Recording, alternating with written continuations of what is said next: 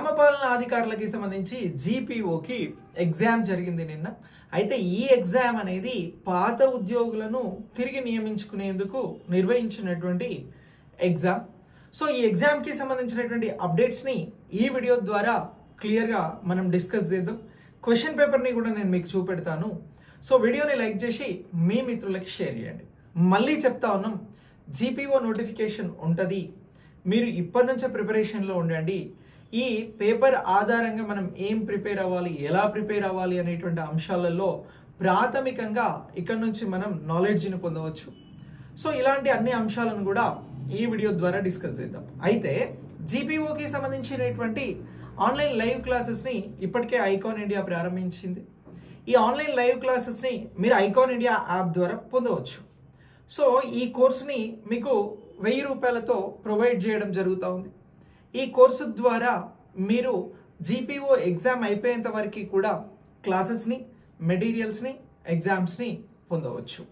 So దీనికోసం నేను ఈ వీడియో డిస్క్రిప్షన్లో కోర్స్ లింక్ ఇస్తాను, కామెంట్ బాక్స్లో పిన్ చేస్తాను. మీరు కోర్సులో నేరుగా రిజిస్టర్ అవ్వచ్చు. రిజిస్టర్ అవ్వండి, ప్రిపరేషన్ మొదలు పెట్టండి. ఇక మనం ఈ జీపీఓకి సంబంధించినటువంటి అంశాలను దశల వారీగా మాట్లాడుతూ వస్తా ఉన్నాం. చాలామంది వాదన ఇప్పటికి కూడా ఎలా ఉంటుంది అంటే ఇది పాత వాళ్ళనే తీసుకుంటారు, లేకపోతే అసలు కొత్త వాళ్ళకి ఇవ్వరు, అంటే మొత్తం ఒక నెగిటివ్ సెన్స్లో మాట్లాడతారు. అలా కాదు, నేను మళ్ళీ చెప్తా ఉన్నా, ఇక్కడ నెగిటివ్ మాట్లాడడానికి ఏం లేదు. ప్రభుత్వం చాలా క్లియర్గా దీనికి ఆర్థిక శాఖ ఆమోదం తెలిపింది. ప్రభుత్వానికి అవసరం ఈ ఉద్యోగులు. ఎందుకు అవసరము అని అంటే ప్రభుత్వం ప్రతిష్టాత్మకంగా గత ప్రభుత్వం తీసుకొచ్చిన ధరణి అనేటువంటి చట్టాన్ని, పోర్టల్ని రద్దు చేసి ఇప్పుడు కొత్తగా భూభారతి చట్టాన్ని తీసుకొచ్చింది. ఈ భూభారతి చట్టం ఉద్దేశం ఏంది అని అంటే గ్రామీణ స్థాయిలో ఈ భూములకు సంబంధించినటువంటి సమస్యలు, గ్రామీణ స్థాయిలో ఇతర సేవలను మంచిగా అందించేందుకు ఈ విఆర్ఓ, విఆర్ఏ ఏదైతే వ్యవస్థ ఉండేనో దాన్ని పునరుద్ధరించి జీపీఓగా తీసుకొస్తున్నారు. ఇది నేపథ్యం. సో ఇప్పుడు ఈ జీపీఓకి సంబంధించి భూభారతి చట్టాన్ని 2024 డిసెంబర్లో తీసుకొచ్చారు. జనవరిలో గెజిట్ రాజపత్రం జారీ అయింది, గవర్నర్ గారు సంతకం చేశారు. ఆ తర్వాత క్యాబినెట్ మీటింగ్ ఏర్పాటు చేసి పాత విఆర్ఓ, విఆర్ఏలకే ఉద్యోగ అవకాశాల కల్పన జరగాలి అన్నప్పుడు దాని మీద డిఫరెంట్ డిస్కషన్స్ జరిగి ఏమైంది అని అంటే పాత వారికి అవకాశం ఇస్తున్నాం రండి అని చెప్పారు. సో దీనికి సంబంధించి మొత్తం ఎన్ని పోస్టులు ఉన్నాయనంటే 10,954 పోస్టులు ఉన్నాయి. మరి పాతవారు ఎంతమంది ఉండేనంటే 25,000 మంది వరకు సుమారు ఉండే. 23,000 నుంచి 25,000 మధ్యన పాతవారు ఉండే విఆర్ఓలు, విఆర్ఏలు. అప్పుడు విఆర్ఓ, విఆర్ఏ వ్యవస్థ రద్దయిన తర్వాత వీరు వెళ్ళి డిపార్ట్మెంట్స్లలో, ప్రభుత్వ సెక్టార్కి సంబంధించి వేరు డిపార్ట్మెంట్లలో సెటిల్ అయ్యారు. ఇప్పుడు ప్రభుత్వం తిరిగి మళ్ళీ మిమ్మల్ని తీసుకుంటాం, గ్రామీణ స్థాయిలో మీ ఉద్యోగాల నియామక ప్రక్రియ మరొకసారి కొనసాగుతుంది అని అంటే చాలామంది వస్తాము అని అన్నారు. దాంట్లో క్వాలిఫికేషన్ ఇష్యూస్ మాట్లాడారు, ఇతర అంశాలను మాట్లాడి అప్లై చేసుకోమనంటే స్టార్టింగ్లో ఎంతమంది అని అంటే సుమారు 9,500 మంది వరకు అప్లై చేసుకున్నారు క్యాబినెట్ మీటింగ్ తర్వాత. మళ్ళీ ఏం జరిగింది అని అంటే మళ్ళీ అప్లై చేసుకోండి అని అంటే 6,300 మంది చేంజ్ ఇక్కడ యావరేజ్గా సుమారుగా అప్లై చేసుకోవడం జరిగింది. ఇదంతా పాత అంశాలు. అయితే ఈ జీపీఓకి అప్లై చేసుకున్నటువంటి ఈ 6,300 సుమారు మందికి ఇప్పుడు ఎగ్జామ్ని కండక్ట్ చేశారు. ఎగ్జామ్ ఎప్పుడు జరిగింది అని అంటే 25 మేన జరిగింది. ఆ ఎగ్జామ్ పేపర్లో మొత్తం 3 hours టైం ఇవ్వడం జరిగింది. 10:30 నుంచి 1:30 వరకు ఎగ్జామ్ జరిగింది. ఈ ఎగ్జామ్ పేపర్ని ఎలా డిజైన్ చేశారు అని అంటే డిస్క్రిప్టివ్గా డిజైన్ చేయడం జరిగింది. అంటే రాతపూర్వకంగా ఉంటుంది. మనం ఫర్ ఎగ్జాంపుల్ గ్రూప్ 1 లాంటి ఎగ్జామ్ రాసినప్పుడు మెయిన్స్ ఎగ్జామ్ ఎలా రాస్తారో ఆ విధంగా డిజైన్ చేశారు. సో ఈ ఎగ్జామ్కి సంబంధించిన పేపర్ ఎవరు దీన్ని రూపొందించారు అని అంటే జేఎన్టీయూ వారు రూపొందించారు అనేది వాదన. అయితే దీనికి సంబంధించి టీజీపీఎస్సీ ఇవి ఏం ఇన్వాల్వ్ అవ్వలేదు. ఇది కంప్లీట్గా ఎవరు అని అంటే సిసిఎల్ఏ ద్వారా నియమించబడినటువంటి ఎగ్జామ్, భూ పరిపాలనకి సంబంధించినటువంటి కమిషన్ ద్వారా ఇక్కడ ఈ ఎగ్జామ్ అనేది కండక్ట్ చేయడం జరిగింది. ఈ ఉద్యోగుల నియామక ప్రక్రియకి సంబంధించినటువంటి అంశాలలో కూడా సిసిఎల్ఏనే ఇక్కడ చర్యలు తీసుకుంటా ఉంది. దాని ఆధ్వర్యంలోనే ఈ ప్రక్రియ అంతా కొనసాగుతూ ఉంది. అయితే ఇప్పుడు ఆ పేపర్ ఎట్లుంది అనేది ఒకసారి చూద్దాం. సో పేపర్కి సంబంధించినటువంటి అంశాన్ని అబ్జర్వ్ చేస్తే ఇది నిన్న జరిగినటువంటి ఎగ్జామ్కి సంబంధించిన పేపర్. సో ఇక్కడ revenue department government of Telangana గ్రామ పాలన ఆఫీసర్ ఎగ్జామినేషన్ 2025. సో ఈ ఎగ్జామ్కి సంబంధించి ఉదయం 10:30 నుంచి 1:30 వరకు ఎగ్జామ్ అనేది జరిగింది. సో జరిగినటువంటి ఎగ్జామ్కి సంబంధించి 100 మార్కులకు ఈ పేపర్ని డిజైన్ చేయడం జరిగింది. ఎన్ని మార్కులకి ఈ పేపర్ని డిజైన్ చేశారు అని అంటే 100 మార్కులకి ఈ పేపర్ని డిజైన్ చేశారు.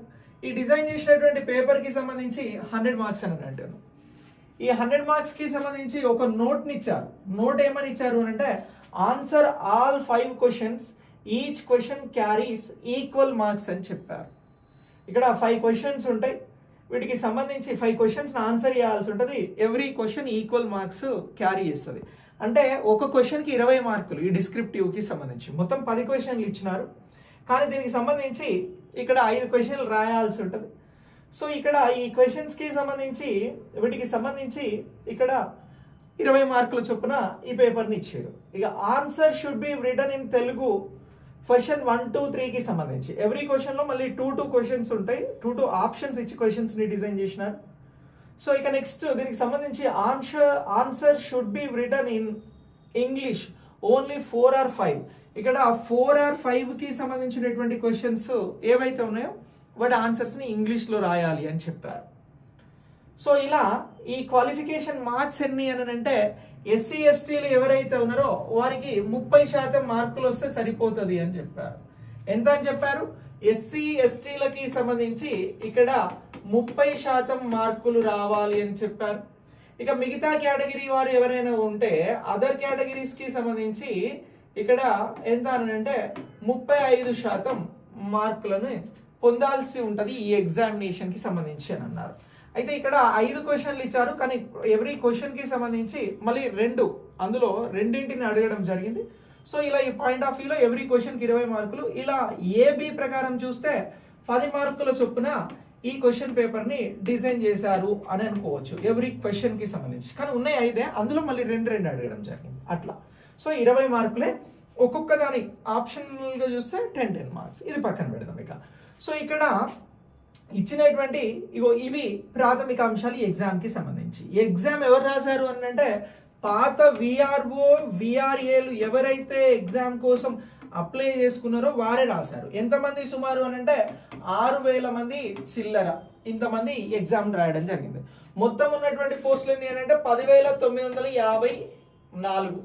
సో ఇప్పుడు ఈ పోస్టులకి సంబంధించి నోటిఫికేషన్లో ఎంతమందిని రిక్రూట్ చేయబోతున్నారు ఈ ప్రక్రియ ద్వారా అంటే సుమారు 5,000 నుంచి 6,000 మంది. అందరూ పాస్ అవుతారని ఏం లేదు కదా, ఈ మార్కులు కూడా రాని వాళ్ళు ఉంటారు, అందులో మళ్ళీ కొద్ది మంది తొలగించబడతారు. సో అలా మనకు సుమారు ఇక్కడ ఇవి ఒక 5,000 జాబ్ అంటే 5,000 నుంచి 6,000 లేదా 7,000 వరకు ఇప్పుడు వేకెన్సీస్ అనేవి ఎన్ని ఉండబోతున్నవి అంటే 6,000 నుంచి 7,000 మధ్యన జీపీఓకి సంబంధించిన వేకెన్సీస్ ఉంటాయి. వీటికి ఫినాన్షియల్ అప్రూవల్ వచ్చింది, ఆర్థిక శాఖ ఆమోదం తెలిపింది. దీని ప్రకారం ఇప్పుడు ఈ మళ్ళీ నోటిఫికేషన్ ప్రక్రియ ఉంటుంది. ఆ నోటిఫికేషన్ డైరెక్ట్ రిక్రూట్మెంట్ ద్వారా ఉంటుంది. ఎలా ఉంటుంది అని అంటే డైరెక్ట్ రిక్రూట్మెంట్ ప్రాసెస్లో ఎగ్జామ్ అనేది ఉంటుంది. సో దీనికి సంబంధించి ఎవరైతే జాబ్ ఆస్పిరెంట్స్ నిరుద్యోగులు ఉన్నారో వీరందరూ కూడా పోటీ పడతారు. సో ఇలా ఈ ఎగ్జామ్ అనేది జరుగుతుంది. నెక్స్ట్ అయితే క్వశ్చన్ పేపర్లో అడిగిన క్వశ్చన్స్ ఒకసారి చూడండి. భూభారతి కొత్త ఆర్ఓఆర్ రైట్స్ ఆఫ్ రికార్డ్స్కి సంబంధించి చట్టము 2024 గత ధరణి చట్టంకు గల మధ్య వ్యత్యాసమును వివరించండి అని అన్నాడు. అంటే భూభారతి చట్టం ఎలా ఉంటుంది, ధరణి ఎలా ఉంటుందో వివరించమని అన్నాడు. సో ఇప్పుడు ధరణిలో మాడ్యూల్స్ ఎక్కువ ఉండే, భూభారతిలో తక్కువ ఉన్నాయి. ఈ అంశాలను పోల్చి చెప్పగలిగితే ఈ ఆన్సర్ చేసినట్లే డిస్క్రిప్టివ్. ఇక నెక్స్ట్ అసైన్డ్ భూములు చట్టవిరుద్ధంగా క్రయ విక్రయాలు జరిగినప్పుడు సర్వే అధికారులతో కలిసి గ్రామ పరిపాలనా అధికారి ఏ విధంగా విచారణ చేసి పరిష్కరిస్తారు అని అడిగారు. ఎందుకంటే వీళ్ళు గత ఉద్యోగులు కాబట్టి ఈ అసైన్డ్ భూములు చట్ట విరుద్ధంగా క్రయ విక్రయాలు జరిగిన వాటిని ఎవరైనా రిజిస్టర్ చేసుకున్నా ఎలా ఉంటుందో ఒకసారి రాయండి మీ స్టైల్లో అని అడిగారు. ఇది రెండవది. ఇక నెక్స్ట్ గుంపుగా లేదా మూకుమ్మడిగా జరిగే ఆక్రమణల తొలగింపు చర్యల ప్రక్రియను తెలియజేయము అని అడిగారు. ఇది ఒకటి. మళ్ళీ ఇందులోనే ఇంకో క్వశ్చన్ ఎట్లా అడిగారు, తెలంగాణ భూ ఆక్రమణ చట్టం 1905ను అనుసరించి అప్పీళ్లు, రివిజన్ మరియు శిక్షకి సంబంధించిన విధి విధానాలను గురించి అడిగారు. అంటే గతంలో ఉన్నటువంటి ఈ చట్టాలను గురించి అలాగే చర్యలను గురించి రెండో క్వశ్చన్లో అడిగారు.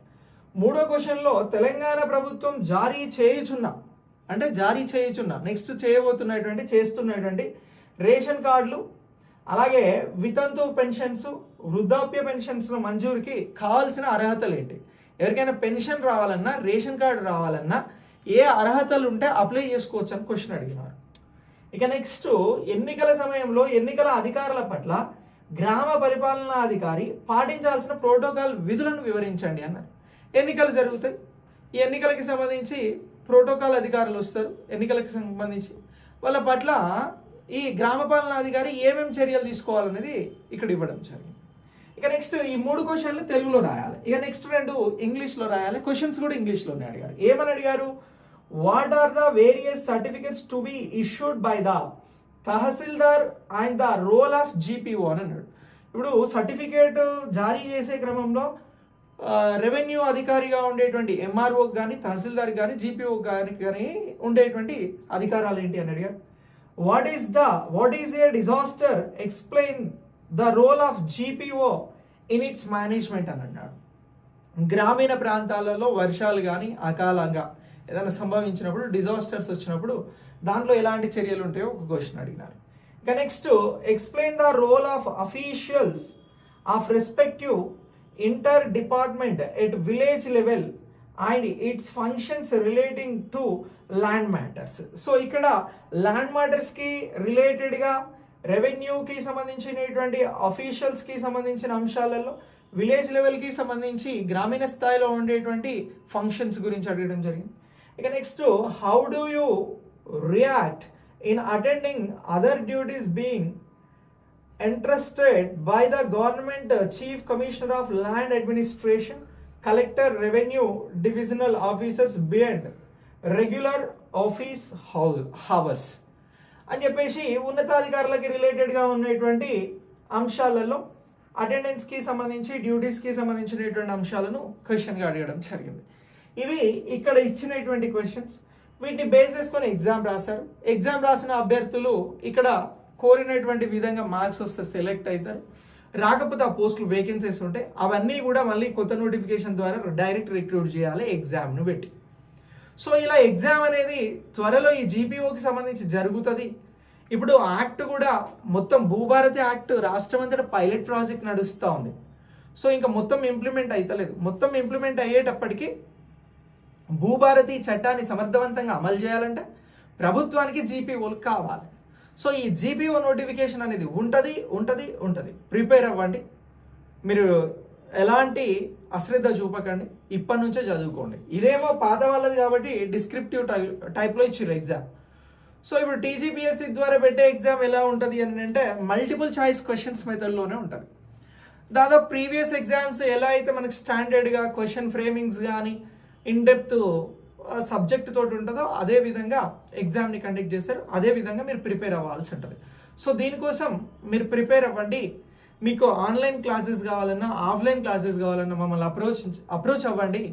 సో ఆన్లైన్ క్లాసెస్ కోసం అయితే ఐకాన్ ఇండియా యాప్ ద్వారా క్లాసెస్ని పొందండి. ఆఫ్లైన్ ఏమైనా క్వైరీస్ ఉంటే నెంబర్కి కాల్ చేసి వివరాలను తెలుసుకోవచ్చు. Thanks for watching. నెక్స్ట్ వీడియోలో మళ్ళీ కలుద్దాం.